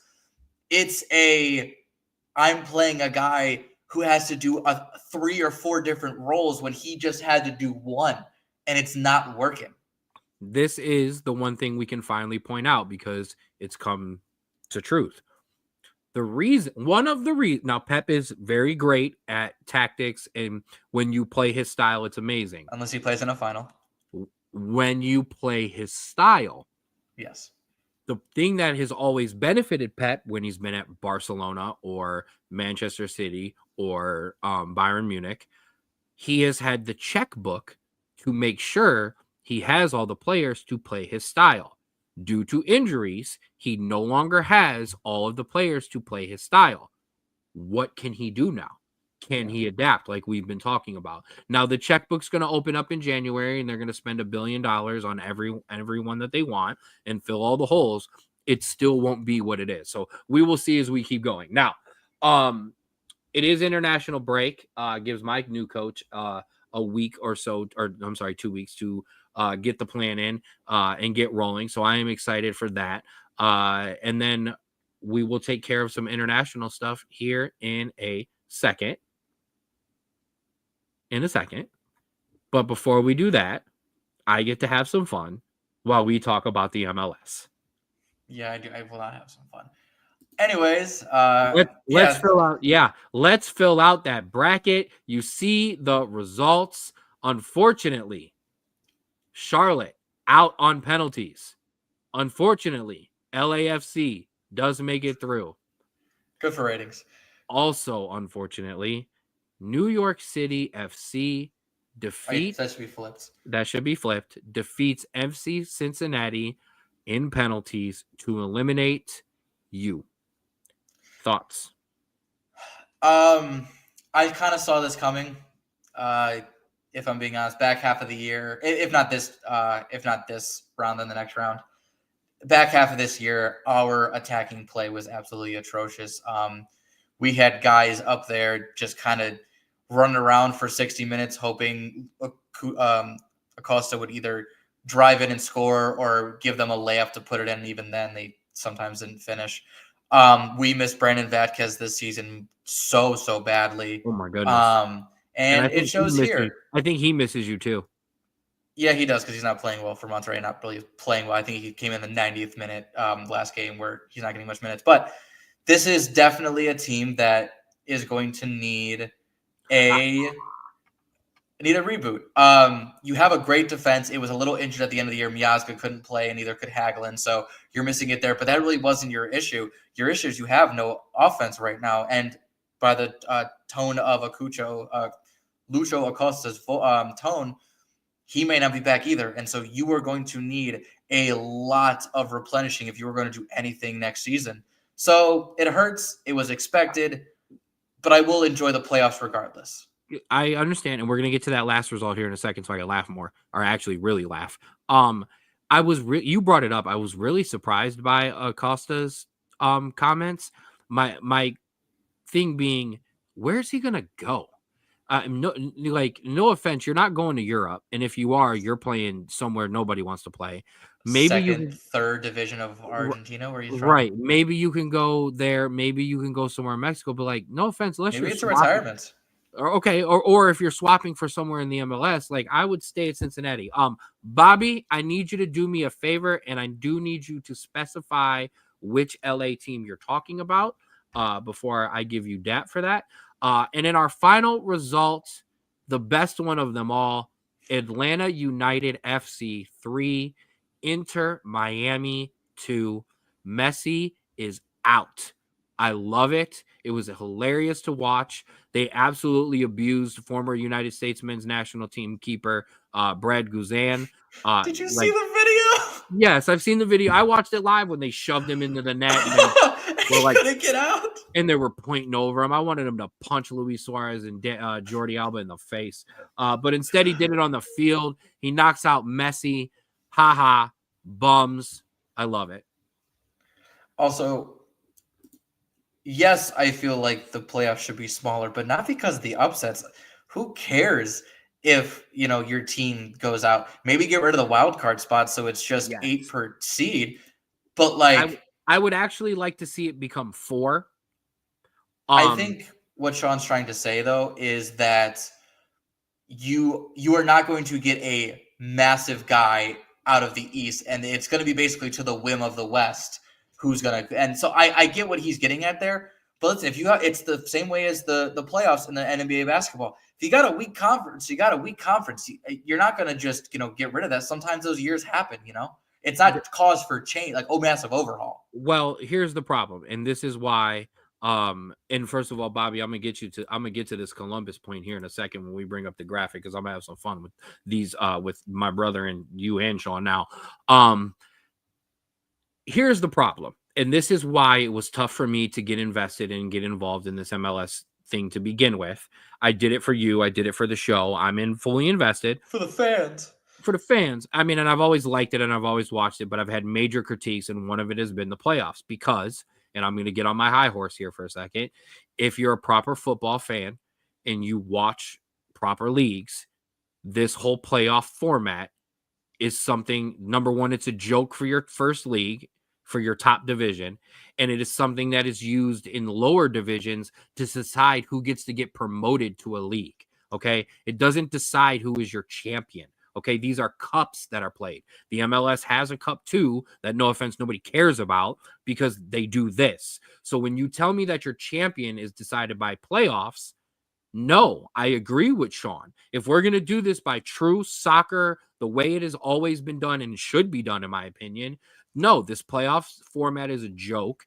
It's way too wide open, and it makes your regular season irrelevant when a team knows all I got to do is make the playoffs. It doesn't matter. I can rest guys. I don't need to worry about results throughout the year. When you do, and there's a reason that teams like Miami, LA, both LA teams that have players that have played overseas, there's a reason those teams do better throughout the year, because those players are like, no, we're not going into Kansas City and playing like shit today because we don't care about this game because we're the 5 seed. So if you want to make this a true proper soccer league, shorten up these playoffs, go to 4 teams in each conference, make the regular season mean even more. Jordi Alba, who just lost in the first round, said it should just be the top teams from each conference. If you really, really want to do it by the way it should be done, and you still want to Americanize it, he's actually correct.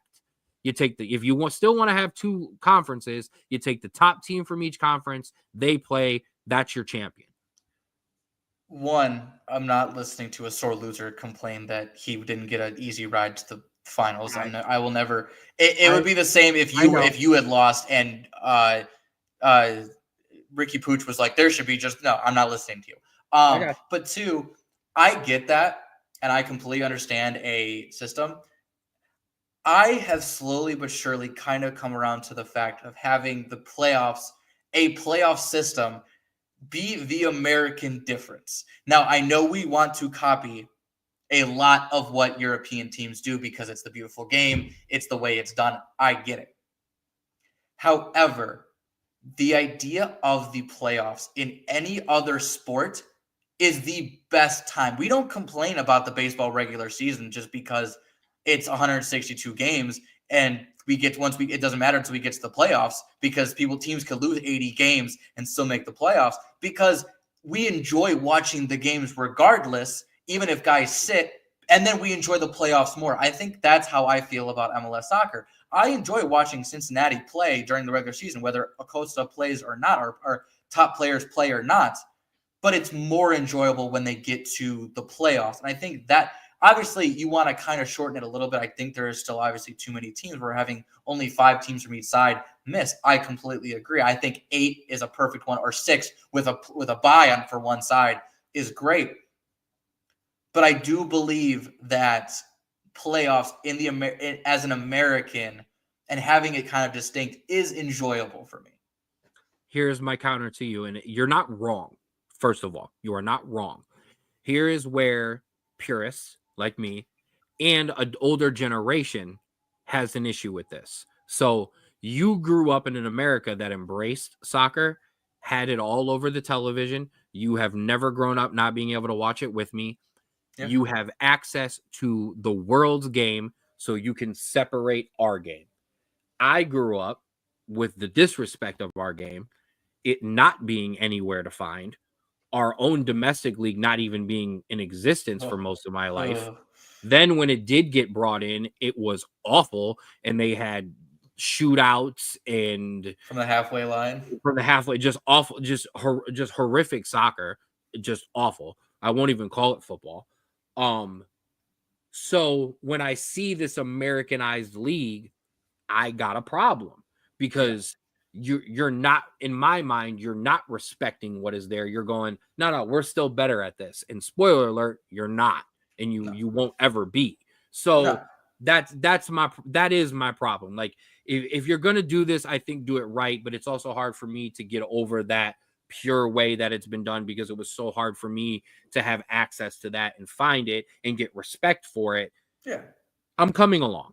But as we put the playoff bracket up, I got a question. Because, your rivalry with Columbus is called Hell is Real. But I think the saying that the kids use now is that Ohio isn't real, because on this bracket, they ain't nowhere to be found in the next round. Ohio ain't real. But let's start on our Eastern Conference side. These matchups won't be played for like 6 weeks, so you don't have anything to worry about. Dude, I don't get it, but another thing we need to talk about with this league, but that's another conversation for another day. They're in the middle of their playoffs and they're taking 2-week breaks when you play outside in cold weather. But okay, you've got Atlanta in Orlando on the Eastern Conference side, and then you have the New York Derby, whatever, the East River Derby, Hudson River Derby, whatever. New York City FC versus Red Bull, New York Red Bulls. Probably two of the most hated conglomerates that could own a football team in the New York City FC being owned by the Manchester United conglomerate or Manchester City conglomerate, and then obviously the New York Red Bulls being owned by the Red Bull conglomerate. Am I wrong? Shocker, they're in New York. Hated temes. Crazy how that works. Right? And then over on the Western Conference side, I'm going to take some flack here too. I don't know what I'm looking for there, but we've got LAFC versus Seattle. It's going to be a great series. Yes, and then we have got Minnesota versus LA Galaxy, my LA Galaxy. Can I be honest with you? Yeah. You beat LA or Seattle, you got this. No one scares me in the East. Minnesota does not scare me. You got a path. You just got to follow it. If you are Seattle, unless you're Atlanta, I mean, but all they have is Miami. But I agree with you. If you're Seattle or Minnesota and you make it to the final, which means you have taken out either one, you've had to have at least taken out one of the LA teams, but possibly both.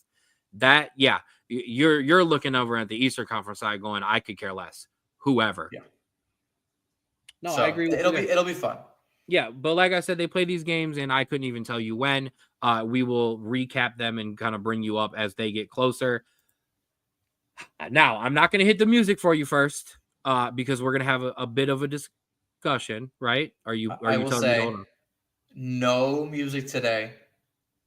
We have a list, but I added something, and we have something to talk about. Absolutely. So the United States men's national team have a game when? Tonight. So the roster was dropped for this November, these November games. I was about to call them friendlies. But we have some injuries, and I want to talk about the injuries first because our coach Mauricio Pochettino, did and said something that I absolutely loved, and that is with that top name on the injury list, Tyler Adams. He is not hurt. He is not injured. He is training with his team, correct? Yes. However, he played multiple games. Yes. However, Poch kept him off of the roster and basically said the reason I'm doing this is because I want to manage their minutes. I want guys to be healthy, and when they are fully healthy and have played, we will bring them in. So this is twofold good for me. One, you are taking care of your players. You are not running them into the ground during, as soon as they get back, just so they can come back to the clubs and get hurt again. So that helps the players, but it also helps the clubs. And this is what I mean by that. So obviously for big tournaments, you are going to get your players. That's no doubt. But you get to the lower tournaments or even the youth tournaments where sometimes you can't get guys because, clubs want to keep them or something like that. Clubs see stuff like this and are more willing to give up these kind of guys. And it makes it so much better to have these guys in crucial times when they know that in inconsequential games, they don't need to be called up. And this is why I am loving the start of this. I know the result didn't go our way before, and I am going to judge this game a little more harshly than I did the last series. Of course. But I am liking this mentality so far. What it's like to have a proper football coach who's coached in the big leagues. How about that? See how things change and go back to the way they should be? Yes. Number one. Number two, it also helps that we have a manager who is going to test the depths of this American pool of players which allows him to make decisions like this, because one of the issues in the past is American coaches. Now, it also helps when you don't have to qualify for anything, but American coaches have been under pressure and have always taken as many of the top players as they could the minute they were healthy. And we are not doing that anymore. And that is going to help not just the first name on that list, Tyler Adams, but especially the second, Serginho Dest, the third, Gio Reyna, the fourth, Haji Wright, and my guy who got hurt once again, Josh Sargent, with a bad groin injury, will be out till mid-January. But this is also going to help those guys realize I don't need to rush back to have a spot with the national team. I'm good. And what also I really like about this is obviously you see the injuries are piling up a little bit, but we get into December. Tyler Adams will be playing. Gio Reyna, his injury is kind of weird. They're keeping it really under wraps, which I feel like is worse than normal. But like I said, I don't know. His still expected late November. Haji Wright is going to be back. He's just taking a break with a knock. Josh Sargent is going to be out a little bit, but Luca De La Torre will be back. Daryl DK will be back from an Achilles finally. Will be back. Kevin Perez with an early season ankle injury will be back. Flo will be back from that shoulder injury last friendlies. And Leonard Maloney will be back right after the break. So we are getting a lot of players back, and we don't have an official – this is our last official international break until March. So none of those players are going to be out until March. So as long as everyone can kind of keep going and keep pushing, we're going to have a very limited list of injuries next international break. All of these guys will have weeks and weeks and weeks to get themselves back into fitness, back into game time, and absolutely. Now, let's get to the top part, because I got to do it. Obviously, these are the guys that have been called up. I want to have a goalkeeper conversation in a second, but I have to give some love to, first of all, my guy, Gianluca Busio, for getting a call up. And I want to shout out because we've got both him and his teammate Tanner Tessman in there. I love to see that. Former teammate. Former teammate. Playing minutes at Lyon, by the way. Yeah, Tanner Tessman. Jonas Musa, who played well. Aiden Morris, going to get some love there. Playing real well. Yes. Excuse me. On the striker side, due to some of those injuries, it is a little thin. Ricardo Pepi and Brandon Vasquez as your only real, true, natural strikers in that position. Pulisic is not going to play there. Cade Cowell, maybe. Timmy Weah healthy. I'm glad to see that. And I got to get some love. Alex and Dejas getting a call up. Yes. And I will say deserved. And so is there anything to talk about on the rest of this graphic here? I mean, do you want to talk about how bad our goalies suck, or you want us to move on? We've beat that to a dead horse, if I'm being honest. I like the added of Diego Koken. He's not going to play, but it's good to get him in the camp. That's fine. But so we talk about Zendejas, we talk about Kate Cowell. I have added something. So after each international break, this is what I'm going to do. I'm going to put up a American Abroad Leaders graphic. They're going to be your goals, assists, minutes played, and percentage of minutes played, because we talked about earlier in the week, we talked about my spreadsheet. This comes from my spreadsheet. Haji Wright is leading with 7 goals. And listen, at 5th, Cade Cowell with 5 goals down in Mexico. And he is 4th with 2 assists. So earned himself a call-up, I believe. So those are really good. Obviously, Josh Sargent, Haji Wright, your top goals and assist leaders are out, which sucks. But if you go to minutes played, and they're going to be a lot dependent, because the English Championship has more games played. So obviously you have your Aiden and Brendan and stuff like that are in there. But if you have percentage of minutes played, Anthony Robinson has played every single minute for Fulham. Joe Scally has played 98% of minutes for your 2 starting fullbacks there. George Bell didn't get a call up, but I wanted to mention him on there. Brian Reynolds and Marlon Fossey as well. All of your defenders playing really, really good. These are also players who have just been called up post World Cup. So that is a shout out to all of these guys. I'm not getting too deep into the woods, but shout out to these guys for playing a lot of minutes, like we talked about, like you talk about a lot, and being very efficient in their minutes. I love you. This is amazing. We're so far in the woods, we have no signal. So there is no not going into the woods. We are in the woods. So you haven't been looking up. You've Goals been and looking assists. up. People understand goals and assists in minutes played. But you're still in the woods. It's okay. It's good woods. It's good woods, but you're in the woods. All right. You keep this is yours. Keep it going. Keep it scrolling. And finally, to end this like normal, we have our Americans abroad. Hold on. As we talk, if you want to put up, I'm gonna have to draw this out if we're gonna play the whole national anthem. A brief. Tim Weah, coming back from injury for Juventus, scored his 4th goal in a 2-0 win, coming in hot. Paxton Aarons, Utrecht, didn't get a call up, but I feel like Will soon. He's banging on the door. Goal, his 4th goal and a man of the match in a 1-0 win. Haji Wright, right before his injury, scored a goal in a 2-2 draw. Hopefully he'll be back. He'll be back right after injuries. No worry there. Johnny Cardoso, an assist and a man of the match in a 6-0 win for Real Betis. He's also coming in hot. And to final it off, Ricardo Pepi, a goal and an assist in a 3-0 win. Really, like he did in the previous season, really making the most of his opportunities. And like I said to you, getting a lot of intrigue from teams in the January market. So we will see if he goes anywhere. Go, Pepi. Go get minutes. A big night for Pepi.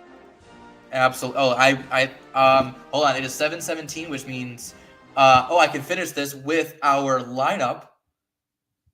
Oh, you ended it. I was gonna finish with the lineup. My bad. It's all right. I'm having all kinds of technical difficulties over here. No worries. So to start, Turner in goal, Anthony Robinson and Joe Scally are your left and right backs. Tim Ream and Mark McKenzie are your center backs. Tanner Tessman and Johnny Cardoso are your 2 defensive mids. Pulisic and Musa are your left and right attacking mids, with McKennie being central, and Pepi gets the start. It is a very interesting lineup, especially with Musa kind of taking that right attacking mid position. But I do enjoy the combination of Tessman and Cardoso. I think they're going to give a lot of push up into those attacking roles. Didn't know the lineup, but still told you a big night for Ricardo Pepi. There you go. That is why I know what I'm talking about. Way to finish it out there. And that will, as you know, as Americans Abroad always does, do it for us here on the Straub Sports Show. I want to thank you for joining us. If you've been here on Facebook, on the 216 Sports Network, whether you follow and like us there, or if you have been on the YouTube page where you can become one of our 5.2 thousand subscribers. Oh yeah, baby. Oh yeah. Number one, I will answer this. Yes, I'm gonna spoil that, Bobby. You will see the Straub Sports Show at Rapids tryouts this weekend. We are going to go live from the Rapids Facebook page. We're gonna be doing some interviews. We're gonna have it's gonna be banging. I'm gonna tell you right now, it's gonna be beautiful. But yeah, you're definitely gonna see me and Straub there. You're gonna get a little taste of the Straub Sports Show experience at Rapids tryouts. But if you are joining us here, which you are on the 216 Sports Network, what do you get? As I click all the way back, you get a little bit of everything. You get 4th and 15 with Mel and Smooth. You get the Jay Rich Show, the Rulers Minute with Rico McGee, and Outside Interference, and of course, the Straub Sports Show. Where can you find us? Everywhere. On X at Straub Sports, TikTok at the SBSS, Instagram at Straub Sports Show, blowing up with all of our Rapids interviews. Make sure you go and check all of those out, and my interview with Josh Cribbs. And on Spotify, Straub Sports Show, completely updated up till last week. Obviously, I can't update this week until we're done with this week, but we are up to date there. Also, always a big shout out to our friends of the show, my guy Austin at Create Your Own Wave Apparel. Make sure you follow them on Instagram for all the latest winter apparel at Create Your Own Wave 2021. There's a little bit of glimpse of it. If you want to get some, cyowapparel.myshopify.com. Spoiler alert, because we already talked about it. Boom. Straub Sports Show, official broadcast team of the Falls Rapids. As you see, there is a taste of what you would find on Instagram. Those are my player and coaches interviews, all up to date, except for 2 at the very bottom there that have not debuted yet. No, you don't get them yet. A couple at a time. Shout out to my vets. Who I was able to talk to, or I talked to and was able to post this week for Veterans Day. Morgan and Trey, we appreciate your service. Also, Rapids doing big things. Christmas toy drive. Make sure you check that out if you can, or I shouldn't say check that out. Please give if you can. They partnered with Keys to Serenity. Christmas toy drive. New and unwrapped toys can be donated at 2 locations. MK Hair, 2695 North Haven Boulevard, Suite 10 in Cuyahoga Falls, and Moose Lodge, number 18, 4444 State Road, Cuyahoga Falls, Ohio. If you can, help us give back. Visit keystoserenity.org or info@keystoserenity.org for questions. And never, a certain thing is called just last, but they are technically last. Oh, first of all, not yet. Rapid schedule, up and updated, preseason and in-game schedule. If you are not following the Rapids, what are you doing? Hashtag spread the wave. Facebook, the Cuyahoga Falls Rapids. Instagram, official Rapids. TikTok at cuyahoga.falls.ra. Now, what I was meaning to talk about. Sorry, it's food involved. I'm getting excited. Schmoopy Sweets and Treats. Updated bakery menu there. Remember, that bakery menu is only available through DM on the Facebook page, so get that good stuff. But there's all kinds of cookies available at www.schmoopystreats.com. All orders over $20 get a 10% discount with the code COOKIES10. There are 2 new flavors of cookies on the website, banana pudding and Snickers. And just like I did in the opening, I'm bringing it back. Got my stuff. You know, pulled away for a third time? I am. Here's the brownie. Amazing. I cannot wait to get into that. Here is the holiday cookie that is just beautiful. And yes, I'm absolutely going to do it. Look at this s'mores cookie. Here it is. Beautiful, but watch this. Watch this. Watch this. Yes. Look at that. Amazing. When I tell you I cannot wait to rip into this, I cannot wait. Oh, and when I'm done, I'll be warming up a piece of pumpkin bread, because that's what we do here on the Straub Bro Sports Show. We do not just talk about it. We order and we support our people. Paula, thank you for rocking with us. I really appreciate it. You're an amazing baker. That is Paula's Bakery. I cannot wait to eat this stuff. But thank you for rocking with us. Thank you for being part of the show. Bro, final shout outs. Yeah, listen, thank you for watching, listening, however you digest this podcast. Listen, it's getting dark out very early. It sucks because I'm driving home and it's 5 o'clock and I'm like, why is the sun already down? But hey, if you need something to cheer up your day about 5:15, always tune in, always watch our old videos. We got it on the Spotify, and have a great weekend, everybody. I'm going to turn the show for a second. I'm going to bring it to a screeching halt. We know how I end the show every week, but it's very personal today. Had a very scary situation today. I didn't even actually get to tell my brother about it. There was nothing to do with my son, medical emergency at my son's school, but the message that us parents got was the word lockdown. So unfortunately, for about 20 minutes today, all I knew was that my son's school was in lockdown and I didn't know what was going on. I could never imagine what it's like to have this conversation without being able to turn this camera off in 5 seconds and go hug my son. So hug your kids, give them the biggest hug ever. Tell your family you love them. Tell your brother you love them. I love you.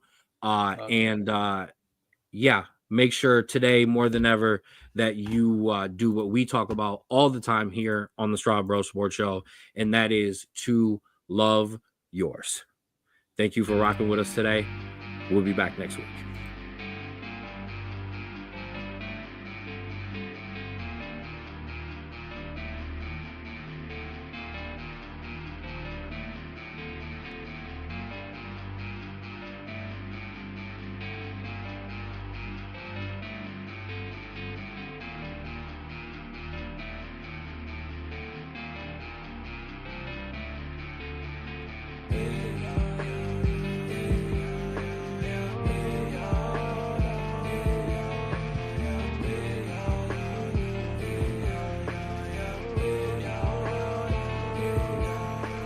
Say